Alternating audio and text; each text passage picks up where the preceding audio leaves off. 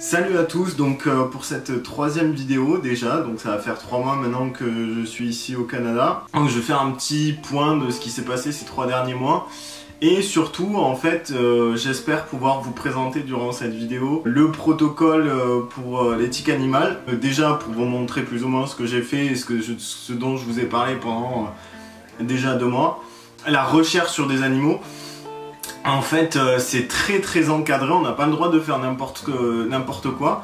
Et dans le contexte actuel où on remet en cause énormément de choses sur la recherche sur les animaux, je pense que c'est super important quand on est scientifique de bien montrer que en fait on fait pas n'importe quoi, on va pas prendre n'importe quel poisson, l'ouvrir de n'importe quelle manière et récolter n'importe quoi. Faut vraiment que ça passe devant des instances spécialisées. J'ai cette semaine en fait avec ma superviseuse et ma co-superviseuse soumis ce protocole pour animaux. Donc le protocole pour animaux, donc c'est nous, il est sur les saumons bien sûr puisque je bosse sur les saumons. Et en gros il est valable 1 an. Et en fait ce protocole on va montrer plus ou moins patte blanche, c'est-à-dire qu'on va devoir démontrer qu'on a la nécessité de faire ces expérimentations, qu'on ne peut pas les faire d'une autre manière, c'est-à-dire qu'on ne peut pas les faire par exemple par traitement informatique ou pas sur des cultures cellulaires. On doit démontrer que les poissons ne vont pas souffrir durant l'expérimentation, ou en tout cas qu'ils vont souffrir le moins possible, et que dès qu'il y a signe de souffrance, il y a euthanasie.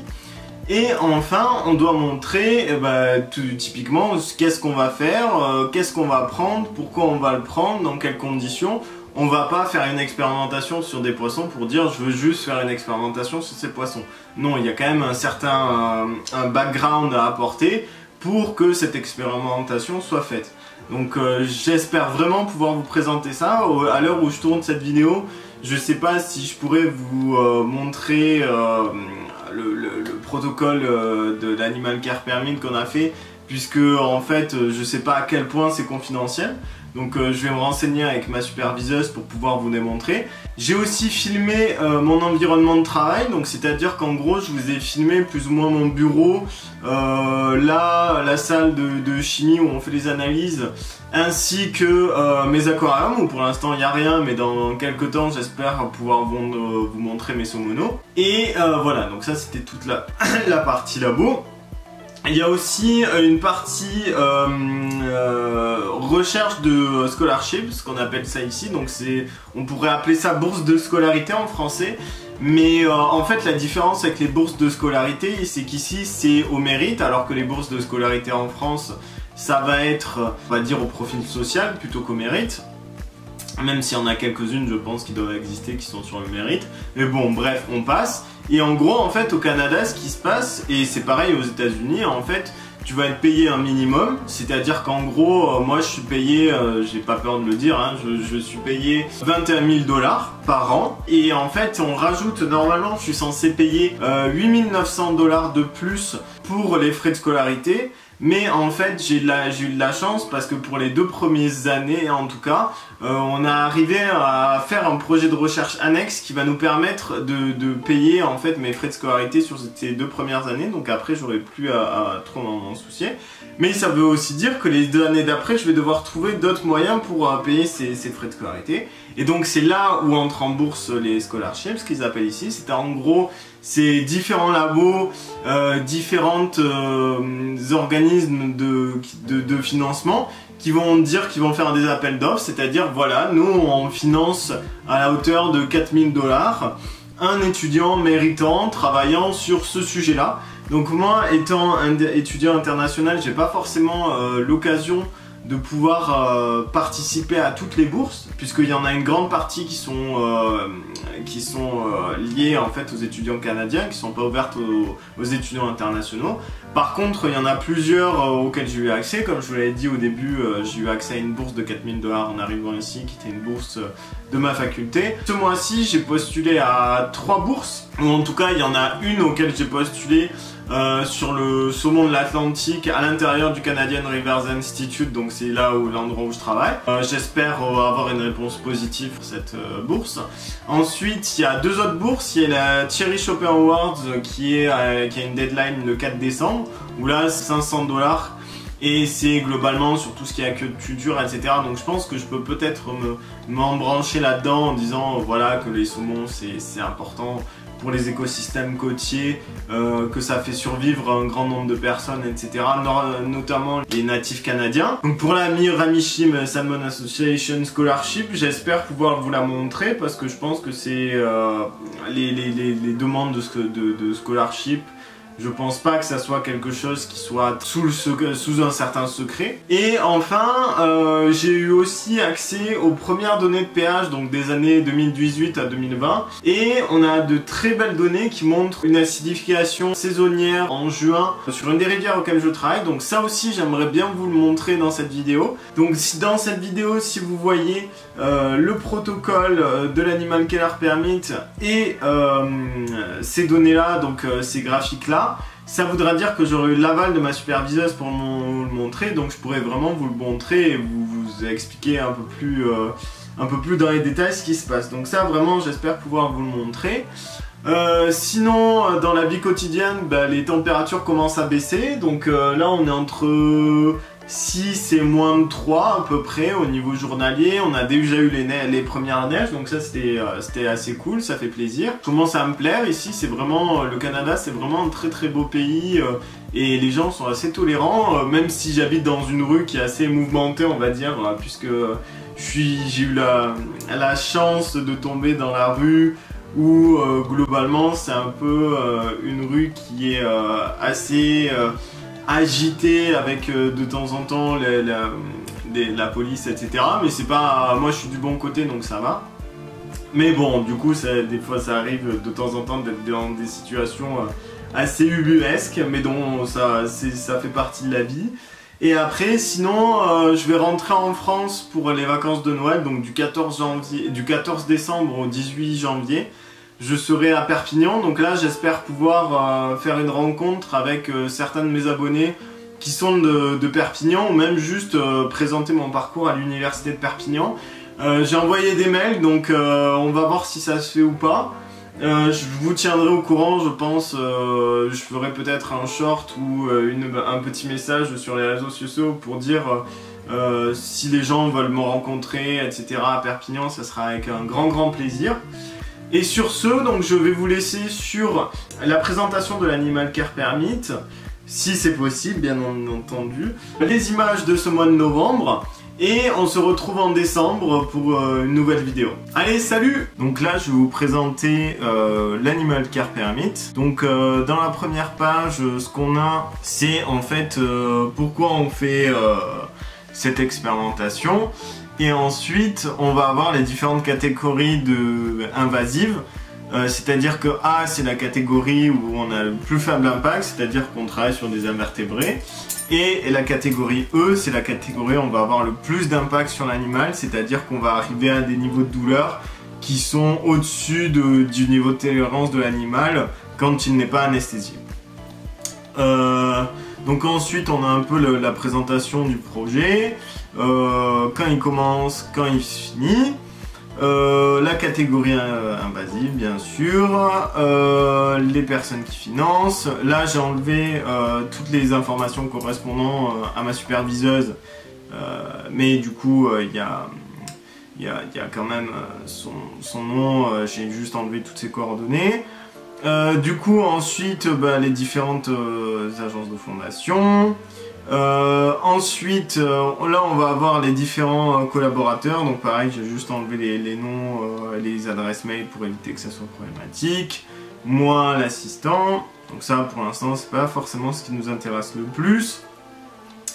Là on va voir si c'est une expérimentation qui est acute, c'est-à-dire qu'en gros on va faire une exposition en moins de 24 heures. Au chronique ça va être sur plusieurs jours, donc nous on est dans du chronique. On s'en fout. Ensuite là en gros on a une présentation du projet et de pourquoi on fait cette étude là. les différents objectifs qu'on va avoir, et ça, alors ça c'est vraiment ce qui nous intéresse, donc c'est le design expérimental. Donc là, dans cette partie-là, on va proposer les différentes expérimentations. Donc là, par exemple, la première, c'est sur l'effet de l'acidification épisodique sur les poissons, sur les saumonos dans les rivières, les différents paramètres qu'on va mesurer. Les Seawater Challenge, donc ça c'est pour tester si les saumons ils peuvent survivre avec une forte salinité ou pas. Les niveaux de stress, alors ça c'est pour savoir si notre technique de capture elle influe sur le niveau basal du stress, et de l'hormone du stress c'est le cortisol. Donc on va regarder l'impact de notre méthode de capture sur le cortisol chez les saumonos. Donc là on va avoir l'effet donc l'effet de l'engin de capture, l'effet de la roue à saumono, et le temps de recovery, on appelle ça, donc c'est-à-dire qu'au bout de combien de temps le poisson retrouvera un niveau de cortisol normal après sa capture. Et enfin, le deuxième projet qu'on soumet, donc qui est là sur l'impact des sédiments en fait sur les saumonos et le potentiel impact que ça peut avoir sur la smoltification. Donc pareil, donc ça c'est une expérimentation qui va se faire en conditions contrôlées à l'université du New Brunswick. Cette première année, c'est pour ça que c'est la raison pour laquelle j'aurai des saumonos dès la première année, avec 4 conditions et un contrôle, donc avec low runoff and high runoff. Donc ça c'est les sédiments en suspension de manière avec des concentrations faibles ou hautes, avec des agrochemicals, donc ça c'est les pesticides. Et ensuite on va faire des control water, on appelle ça, donc ça c'est des contrôles d'eau où on va exposer juste l'eau contenant les pesticides pour savoir si on voit l'effet des pesticides, ou au contraire si on voit un effet synergique entre les pesticides et les sédiments. Donc ça en fait on va expliquer les conditions expérimentales, donc c'est-à-dire qu'en gros on va acheter des saumonos, on va les mettre dans des aquariums, qu'on va monter la température pour déclencher la smoltification. Quand la smoltification elle va être faite, on va mettre les animaux dans des aquariums séparés, et puis on va faire des expérimentations en exposant ces animaux-là aux différentes conditions pour voir ce qui se passe. Et on va ensuite faire des mesures pour mesurer notamment l'hormone du stress, l'impact sur les branchies, la proportion de cellules sanguines, etc., pour voir s'il y a un impact qui est très important ou peu important, et est-ce que si les saumonons, quand ils sont exposés à ça, est-ce qu'ils peuvent être ensuite tolérants à la salinité ou pas. Donc ensuite on a à chaque fois un petit récapitulatif du nombre de poissons auxquels on a besoin, du nombre de poissons qui vont être sacrifiés, parce que tous ne vont pas être sacrifiés. Quand on peut le faire, ben on ne sacrifie pas. Par exemple, quand on fait le monitoring de nos bassins, ou quand on va faire tout le travail sur les roues à saumonos, donc les smolt whales que j'ai appelé ça précédemment, et ben là on va faire des biopsies parce qu'on n'a pas besoin de tuer l'animal pour pouvoir récupérer certaines choses, comme par exemple le foie, des arcs branchiaux, etc., etc. Donc ensuite on a un récapitulatif encore une fois de nombre de poissons qu'on va avoir, donc de la population dans les rivières, donc de la population dans les rivières entre 300 et 900 poissons, et acheté d'une écloserie entre 215 poissons. Donc ensuite, ça c'est un peu du blabla. Donc ça c'est aussi les paramètres importants. Donc là c'est des questions on va nous poser vraiment sur le bien-être des animaux. Donc là par exemple, comment ils vont être transportés, comment ils vont être accueillis à notre fac, montrer que qu'on va pas capturer des espèces qu'on va pas faire de capture accidentelle, et si c'est le cas, comment on va s'en occuper pour réduire les captures accidentelles, quelles sont les potentielles blessures ou la mortalité qui peut être observée durant la capture, comment les blessures qui sont présentes durant la capture vont être soulagées ou vont être traitées, le potentiel impact sur l'habitat, le potentiel, le devenir des animaux, etc., etc. Donc ça c'est vraiment important parce que c'est aussi, on va pas faire des expérimentations juste pour détruire des animaux ou juste, voilà, donc il y a vraiment cet aspect vraiment bien-être animal qui est ancré dans les demandes de ces protocoles-là.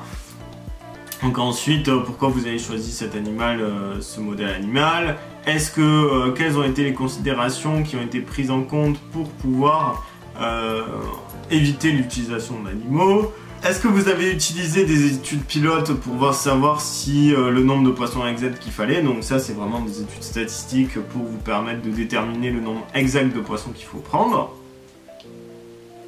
Les procédures qui vont être faites. Et ensuite, alors ça, c'est les demandes. En fait, ça, c'est d'une certaine manière, c'est un peu le plus important.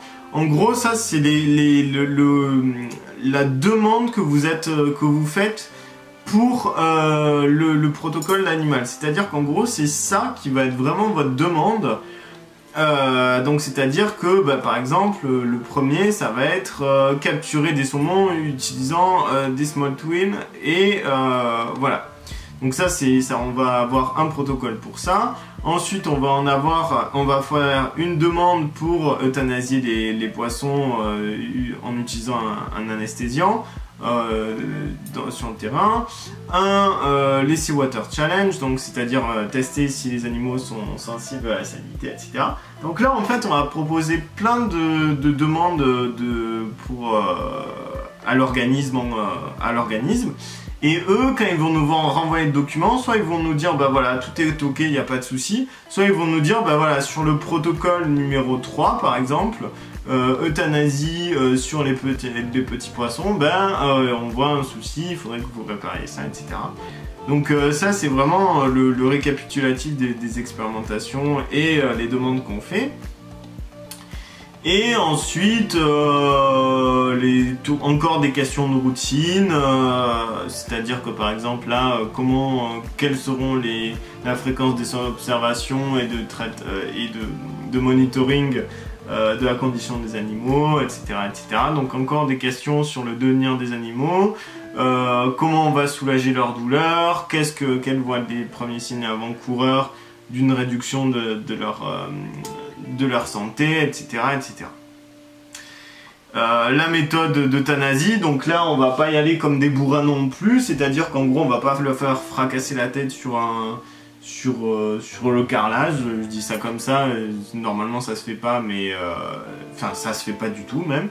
Du coup on fait ça de manière civilisée avec une overdose d'anesthésiant qui s'appelle ici le MS222, et quand on voit qu'il y a un arrêt de la respiration, on pratique une dislocation cervicale, donc au niveau de la tête du poisson, pour être sûr qu'il est mort avant d'effectuer les prélèvements. Et voilà, donc là on arrive sur la fin. C'est des trucs qui sont pas forcément très importants, mais je voulais vraiment vous montrer à quoi ça ressemblait pour que vous ayez une idée un peu à quoi ça ressemble en fait un protocole de l'éthique animale. Là j'en profite pour vous montrer un peu mon bureau, vu que c'est vendredi soir et qu'il n'y a personne. Donc en fait, donc là il y a mon bureau, et ensuite en fait derrière il y a le bureau des autres stagiaires. Et du coup après je vais vous montrer un peu le labo. Donc en fait là il y a les bureaux des autres stagiaires. Et donc ensuite on arrive en fait dans le grand couloir. Et on a toute la partie en fait labo d'analyse juste derrière, donc tout ce qui est analyse chimique, génétique, etc. Puisque on n'est pas les seuls. Il y a aussi des labos qui font de la génétique, tout ce qui est ADN environnemental, etc. Ça, c'est les frigos à moins 80. Et après, donc tout ça, c'est les bureaux des autres personnes. Et donc là, en fait, on arrive avec les salles où il y a les poissons. Ça, c'est ma salle. Et voilà à quoi ça ressemble. Donc pour l'instant, il n'y a rien. Il n'y a que les gros tanks là qui permettront de mettre dedans les saumons quand on les fera grandir. Et après, vous avez tous les tuyaux pour l'eau, l'eau de mer, etc., etc.